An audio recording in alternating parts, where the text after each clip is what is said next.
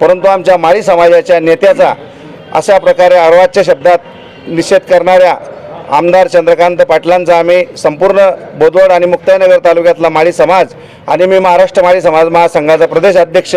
शालिग्राम मालकर या नात्याने त्यांचा निषेध करतो आणि निश्चित येणाऱ्या काळात असले बेताल वक्तव्य करणाऱ्या आमदारांना त्याची किंमत ही माळी समाज दाखवून दिल्याशिवाय राहणार नाही। कारण मागच्या पंचवार्षिकला माळी समाजाच्या मतांमुळेच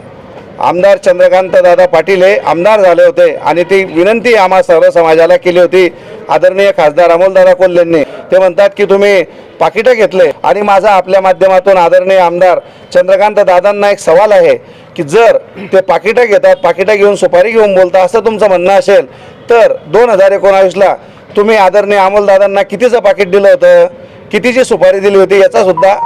आदरणीय आमदारांनी खुलासा केला पाहिजे। असले बेताल वक्तव्य करणाऱ्या आमदारांना पुनश्च